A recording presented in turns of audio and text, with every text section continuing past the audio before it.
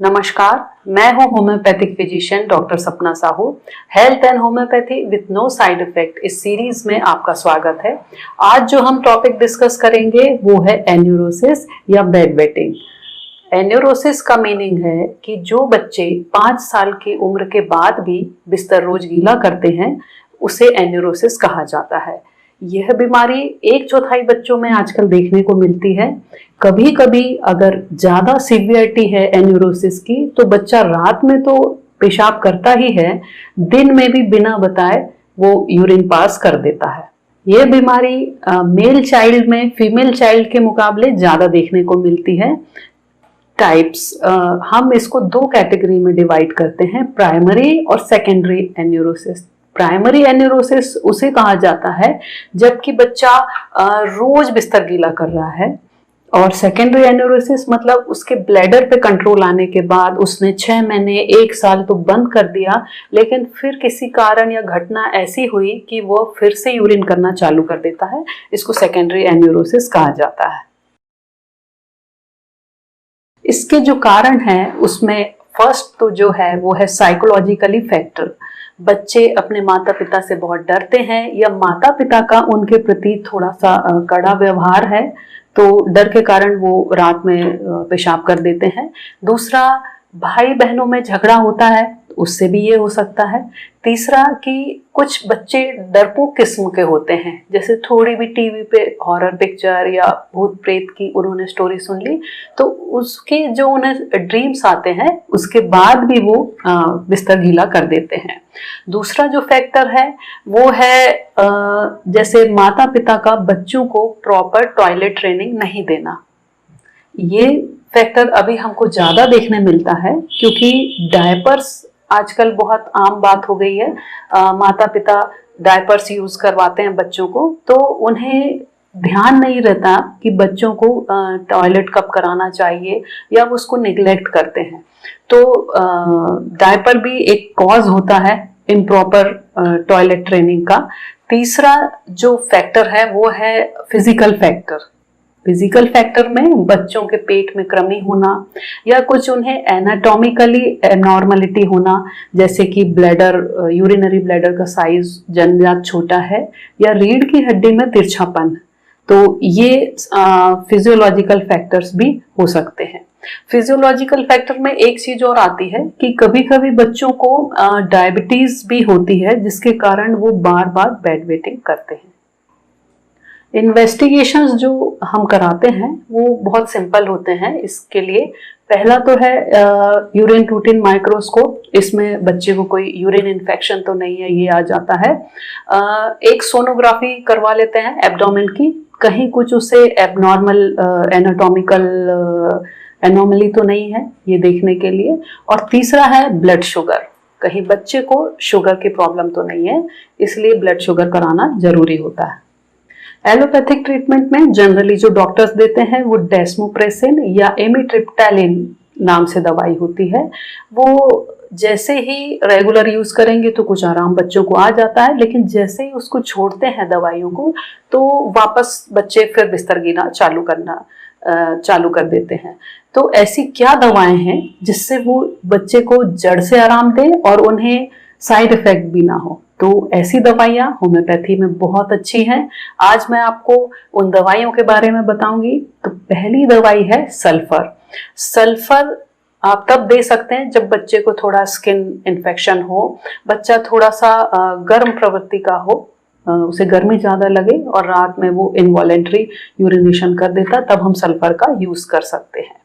दूसरी मेडिसिन है creosote. Creosote का बच्चा जैसे बच्चा सोने के बाद आधा 1 घंटे 2 घंटे के अंदर उसको पेशाब निकल जाता है, बहुत बदबूदार पेशाब होती है, पेशाब इतनी स्ट्रांग होती है कि माता पिता ये बताते हैं कि सुबह जब हम वो बेडशीट धोते हैं तो भी उसके दाग नहीं निकलते। तो ऐसी कंडीशन में हम क्रियोजोट का उपयोग कर सकते हैं। थर्ड मेडिसिन है सेपिया।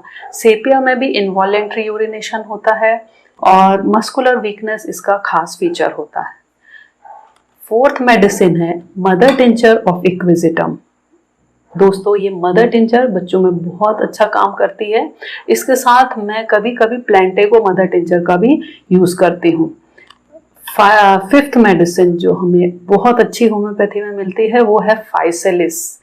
फाइसेलिस में ब्लैडर के मसल्स जो हैं वो इतने वीक हो जाते हैं कि वो थोड़ी भी यूरिन को होल्ड नहीं कर सकते और इनवॉलेंट्री यूरिनेशन हो जाता है। कभी कभी ये जो एन्यूरोसिस है ये हमको 12, 13, 15 साल तक के बच्चों में देखने को मिलता है।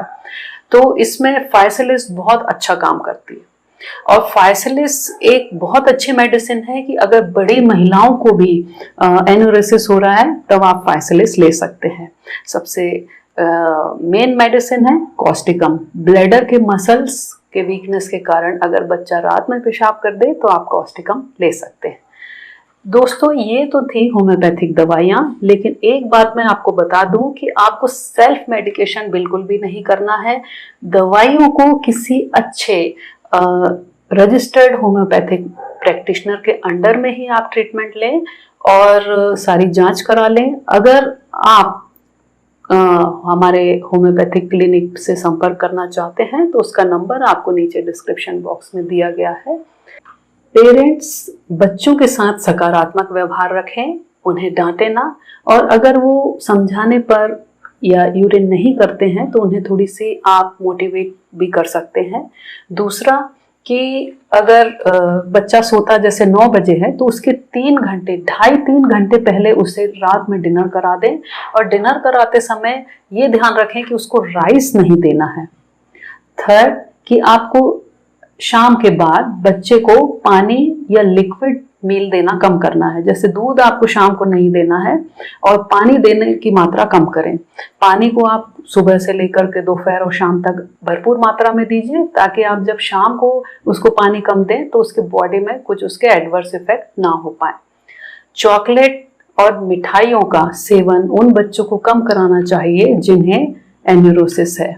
रात में सुलाने के पहले बच्चों को एक बार यूरिन करवाएं और एक बार रात में बीच में उठा के भी उनकी आदत डालें कि वो मध्य रात्रि में भी एक बार वो बच्चा यूरिन बाहर कर दे। बच्चों के लिए प्रोटीन बहुत आवश्यक है। जैसे ब्लैडर के मसल्स कंट्रोल नहीं आते या बच्चा वीक होता है तो इन्हें डाइट में प्रोटीन सप्लीमेंट आप ज़्यादा दीजिए, जैसे कि दालें, अंकुरित सलाद वगैरह, ये आप बच्चों को ज़्यादा दें। अगर नॉन वेजिटेरियन है तो अंडे का भी सेवन करवा सकते हैं बच्चों को। एक लास्ट चीज़ जो मैं शेयर करना चाहूँगी इस टॉपिक से भी रिलेटेड है और बच्चों के लिए वैसे भी आवश्यक है कि आजकल जो हम एल्यूमिनियम के बर्तन यूज़ करते हैं, नॉन स्टिक बर्तन यूज़ करते हैं, वो बहुत हार्मफुल होते हैं। इससे बॉडी के मसल्स वीक होते हैं, कभी कभी तो पैरालिसिस तक हो जाता है। तो आज ही आप एल्यूमिनियम के बर्तन का यूज़ करना, कढ़ाई का यूज़ करना बंद करिए और लोहे के कढ़ाई यूज़ करें। तो उससे बच्चों का हीमोग्लोबिन, आयरन लेवल भी अच्छा बढ़ता रहेगा और ये जो अभी वीकनेस का फीचर बच्चों में बहुत देखने मिल रहा है, यहाँ तक कि बड़ों में भी मिल रहा है, वो कम हो जाएगा। ये सारी जानकारियाँ मैंने आपको अपनी 22 इयर्स के प्रैक्टिस के आधार पर दी। उम्मीद करती हूँ कि आपको पसंद आई होंगी। आप इन्हें लाइक करें, शेयर करें उनको जिनके माता पिता परेशान हैं बच्चों के एन्यूरोसिस को लेकर के। Thank you.